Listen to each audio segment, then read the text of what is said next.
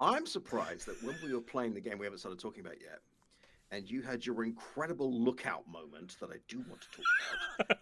It's up there with the bazooka moment, if you know what we're Mr. King talking of about. of co-op, that you didn't blame the resolution. Oh no, my screen's too small. I couldn't see it. So, I, Mikey, what I did we play on Sunday? okay, so we played Project Zomboid, We did, which is a which game I have discussed before. Um, yes, the first few days I played it, the first few times I played it, hated it. Just could not deal with the difficulty curve. Um, Very well made game, but yeah. it was just punishing. Um, Oh, definitely so. They literally say as you start up the game, this is the story of how you died, and yes, but what they don't say is the first difficulty option is not the default one, and if you see 60 zombies and you don't know how to play, just die. I think if you see 60 zombies, you run. No, you don't run because then it attracts all the zombies on the other side of the building, and then you run around the corner, and then there's another 60 zombies because you're on apocalypse setting, having never played before. Yeah, right. So things like that made it very, very frustrating. But once I sort of got my head around it, I got into it a bit more, and then Mikey and I decided, well, let's try it co-op. It is a completely different game co-op. It is, and it means you. So one of the professions you can start with is burglar. And from the little bit I've looked around, burglar is not recommended for solo play because while it has some early game advantages, those just vanish. Yeah, once you become competent and you become skilled up and you've got settled within in the game itself, it's quite easy to not need things like being able to open windows easily or Hot wire cars. hot wire cars. But actually, that's a Um, great one for Jan and me to have something else. You can actually work together, and then you're not struggling to build up a full skill set. You only need half a skill set. it was very interesting because I was able to go find a car, track down Michael, not realize he wasn't a zombie, keep driving away whenever I got too close to the car until he told me. I'm glad you didn't run me over. To what are you doing?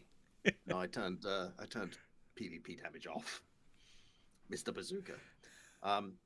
But it was really interesting because we both play in very different ways, but there's enough freedom in a game like that for you to be able to make a plan and just go your own way. Yeah, If you don't expect to die every time you turn a corner, there's no reason for you to both be in the same place. So Michael can just stay indoors and destroy every box he sees.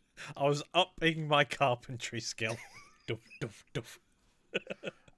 So for those of you who know the game, we started in this town called Riverside, which I guess was lovely, but is now covered in zombies. Uh-huh. The first thing we did after I stole a car and fill it with gas and pick up Michael was book it out of town, find a warehouse, and fortify it. This is where we live now. Yeah. Second thing we did was go find a television, a fridge freezer, a popsicle freezer, and a table and some shelves. And a pack of beers and just chilled. I did find a pack of beers actually. I started in the bar. No, awesome. Yeah, it's a very interesting game because it is very brutal.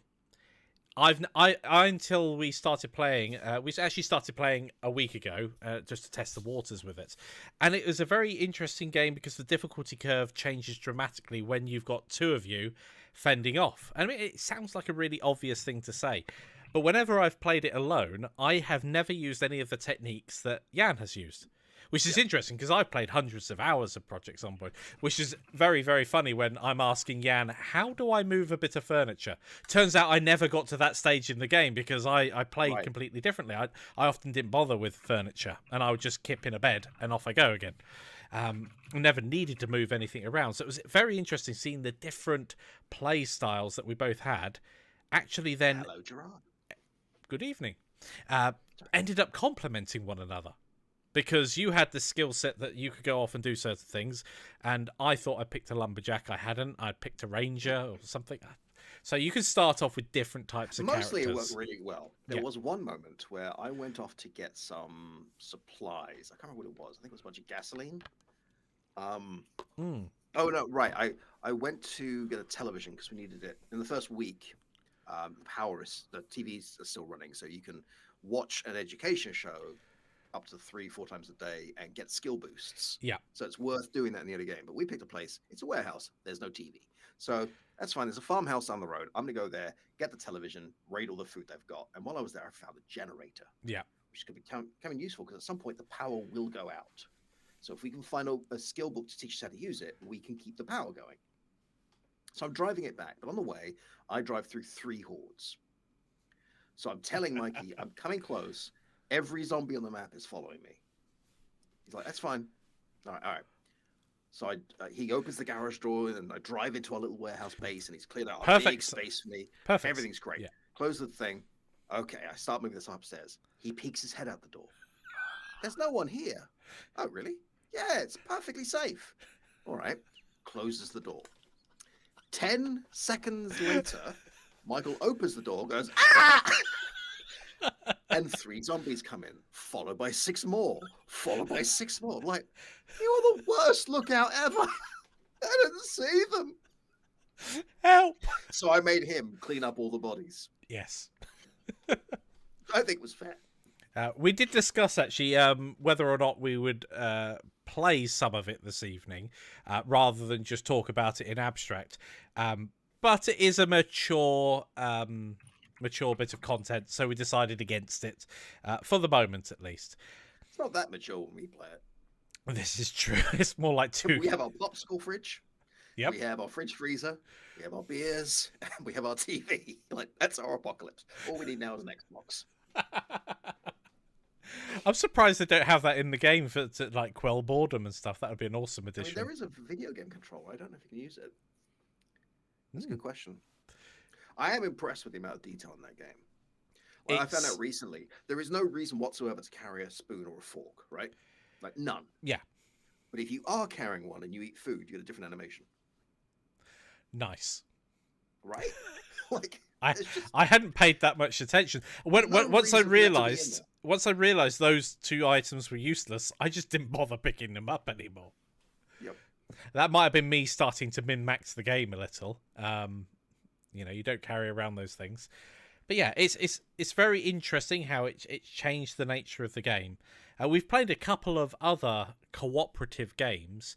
And it's weird how, as we were going through, we are going to mention Ark again during this, no doubt. I was about to bring it up because Michael started saying cooperative really makes games better. I'm like, what about Ark? Like, no. Just no. I still don't know what it is that I don't like about it. Maybe I don't like dinosaurs. It might be. We played. We've played Human Fall Flat. You guys have seen that quite a few times. And Human Fall Flat is a very jokey puzzle game where you could just fool around. Fall Flat, you can enjoy solo. Yes, it is funnier with your friend because you're doing it with your friend. Yes, your friends are funny. I don't know that it. Maybe it's massively. I mean, there are some puzzles that are easier with someone else to hold the door while you push the thing through. But I don't know how much that's true. But Zomboid is dramatically easier if you're communicating. Yes. Things like, there's 12 zombies coming for us. Open the door. Them up. Yeah.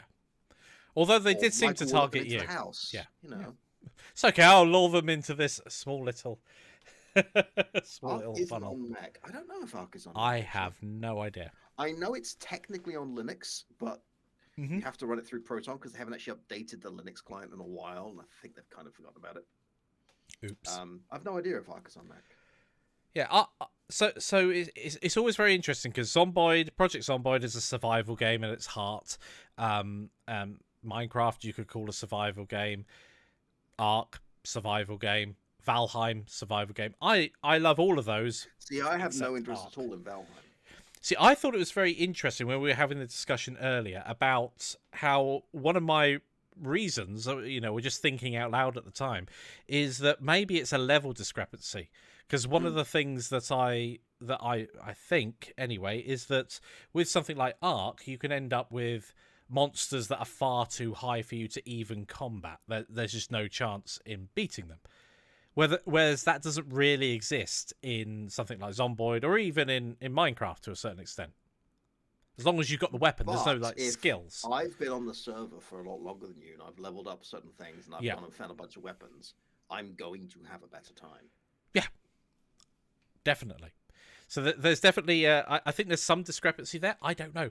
I would love to get to the bottom of why I don't like Ark. Because I think it's a gorgeous game, and I've had a lot of fun playing it. But I wouldn't say I like it, and it's really interesting. I mean,